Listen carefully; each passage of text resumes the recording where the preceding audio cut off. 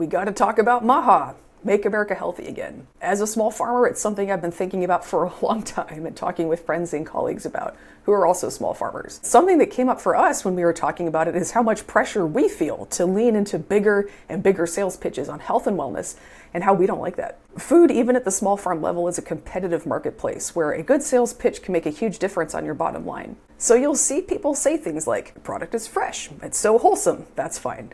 It's natural food, it's medicine, this will reduce your risk of cancer, and it just goes up and up and up. You know the drill. And as small farmers, we have to decide for ourselves if we're going to do that too. My answer for myself is no. And I have a lot of friends and colleagues in small farming who are also deciding not to do that.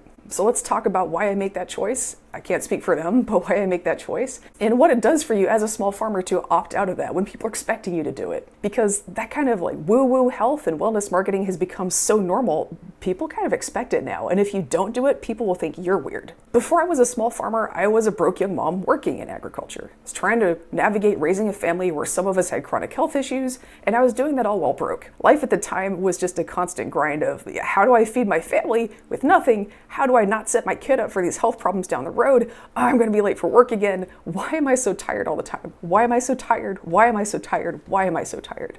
And I was working in fruit and veggie farming at the time. It was nice to be making something that's actually good for you. And it was wild that even with a really good, wholesome product, the sales pitches were still getting over the top. We were always reminding people, hey, our product is healthy, we're good for you. And that's true. I did a lot of work with blueberries, so every single day it was like, it's a superfood full of antioxidants. Everybody should eat more of them. And you'll get even more adventurous marketing for some products like, this fruit is used in traditional medicine by this ancient people for all these conditions, and you should try it too. Now, we can't legally say that it'll cure any of your health conditions, but so I'm immersed in these produce industry sales pitches while being a young mom trying to figure out how to keep my own family healthy in real time. And it was really overwhelming. It was actually really hard to take a step back and just say, wow, I am really busting my back to grow amazing food that I can't afford, because that's too depressing to think about. I was trying to have some dignity. So instead of getting sad about it, here's what I did. I said, okay, let's tune out these sales pitches, because fruits and veggies are good for you. But I worked enough in the food industry to know that a lot of what I was hearing about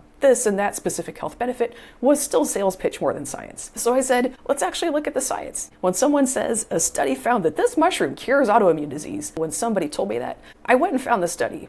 Does it actually exist, first of all? And did they really find out the mushroom does anything for autoimmune disease in humans? Or did they just mess around with some petri dishes or mice? What was the sample size? Was it a real study with hundreds of people? Or was it a cute little starter trial with 6 people that can't really tell you anything? Was it just one study? Or is it actually a nice thick body of evidence? Multiple studies that adjust for all the other things besides diet that make people healthier? Like having money. Because I am not buying some priced up fancy new bean to reduce my inflammation, only to find out later, oh yeah, it turns out people who can afford fancy beans can also just afford to go to the doctor. That's why people who eat the fancy beans are healthier. I give myself standards. And here's what I found out. There are lots of things that we know for sure help you be healthier. Getting enough sleep, having friends, being active, going to the dentist. There is very good, solid research for all of these, backing these up. And if you're trying to get on top of your health, these are things that for sure pay off. But diet, now I'm going to speak very carefully here. But the only thing we can say for sure that's actually true for everybody is balanced, healthy diet. Go easy on junk food. Eat a lot of fruits and veggies. And if you have a specific personal medical condition like allergies or lactose intolerance or celiac, then don't eat the thing you shouldn't eat. That's all the solid, settled science we actually have on diet. And I'm saying this as somebody who works in fruit and veggie farming. So I have every reason to tell you all kinds of things and sell you all kinds of lines on how every fruit and veggie is a superfood that you better go buy right now. That would be my job. And what I'm telling you is anyone who preaches anything beyond eat a balanced diet is probably giving you a sales pitch. We just don't know enough about the details on nutrition and how different foods affect different bodies to say anything more than the general balanced diet good to the public in general. That's what I learned as a broke young mom trying to navigate keeping myself and my family healthy. Food is part of health, but it's only part. So I backed myself out of the food is everything corner and started looking at the big picture. I stopped doing the thing where we brag about how much we're not sleeping, and I started taking naps whenever I could, because what I needed at that time more than anything else was just to rest. I started saying no to that extra volunteer opportunity that always seems to come up. And I took a minute every once in a while to just talk to a friend because I wanted to, instead of forcing myself to grind all the time. I really stopped worrying about which kind of yogurt is the healthiest yogurt and just got the kind that I thought tasted best, because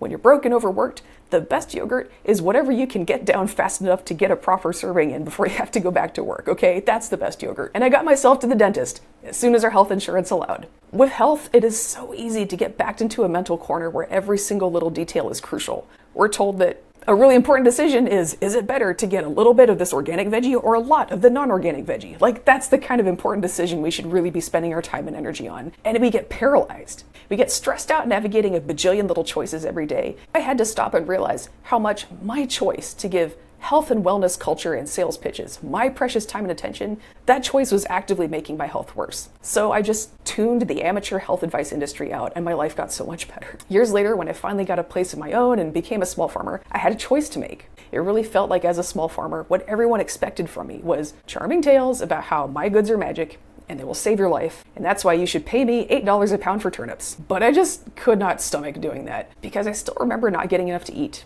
My teeth are still full of holes because I couldn't afford enough calcium to work and grow a baby and stay healthy at the same time. I remember a lady who I talked to who was struggling to get pregnant, and she asked me if she should drink raw milk because people told her that it would cure her infertility. She should have been asking a doctor, but she asked me because I'm a farmer, and it actually made me so sad, because I can tell you from personal experience that being a farmer does not teach you gynecology. What being a farmer does do is it gets people thinking that they can trust you with anything because you must hold some kind of deeper wisdom. And I started to see just how much trust total strangers will give you and how incredibly easy that trust is to abuse. I really didn't know what to say to that question. Raw milk can get you pregnant was a new one for me. I had not heard that particular sales pitch before. So I just pointed out that most people who've ever lived on Earth didn't eat dairy at all and still managed to get knocked up just fine. Whatever's going on for her, it's not a raw milk deficiency, but that didn't stop somebody from trying to sell her some for $12 a gallon. Infertility, chronic health problems, and other issues just don't have simple answers. That leaves a lot of people frustrated, tired, and in pain. I've been one of those people. And that despair creates a huge opening for anyone who says they can sell a cure. I'm so grateful to have gotten myself out of that broke despair era of my life, but the way it felt, I can't shake it. And honestly, I hope I never do. That experience already messed up my body for life, so I might as well learn something from it, right? It taught me how an adult should behave in the world.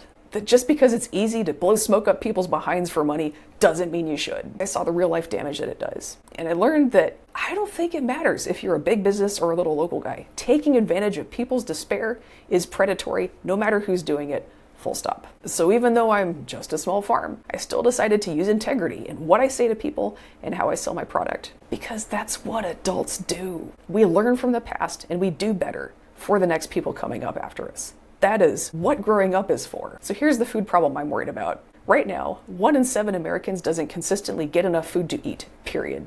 It's 23 million people in one of the richest countries in the world. How is anybody supposed to lock down a balanced diet when they might not know where their next meal is coming from at all? We should be worried about that. And as far as healthy lifestyle, so much of health is not about the pitch perfect diet. It's about time. It's about getting enough sleep, having the time to be active, having the time to build friendships, being able to go to the doctor before it's an emergency. That is what the science on health really has to tell us. But you don't hear nearly as much about the importance of time and rest and relationships as you do about healthy food. Why not? Because we're a market-oriented society. If we treated rest and relationships and even proper medical attention as important as they are, it would raise some really awkward questions about how we also expect people to be working all the time, or how we act like it's normal that people can't afford to see a doctor. We'd have to think about that. But if we can just make health all about diet, then we can just ignore all of that. And unlike rest and a social life, food is a really simple product that anybody can sell. You can't go to the farmer's market and buy a carton of naps. And the friends you can buy probably aren't good for your health either. The problem with rest and relationships and even proper medical attention is they are terrible business models. So no one's advertising them. So they can fade into the background, while diet looms larger and larger in our head just because of which health topics people can make money telling you about and which ones they can't make money telling you about. When you're a small farmer, a lot of people expect you to be some kind of universal authority on health and wellness. We were kind of laughing the other day about how it's not good enough to just grow food and have it be good. It has to be magic. A lot of people want to be told that whatever food you're selling is also magic. It's almost like if you don't, you're falling behind. And that creates a competitive market pressure that's being felt even by small businesses at the grassroots level. And that pressure is pushing MAHA. but also just health and wellness culture in general. And I think it's playing a lot bigger role in how we're understanding health right now than most people realize. So much of what's going on with MAHA is just sales pitches. And we deserve leaders and even business owners who can say that. Anyway, if you want to hear more good, solid info on health and wellness, my go-to, there's a podcast called Maintenance Phase, and it's so good. Thanks for watching to the end. Have a good day.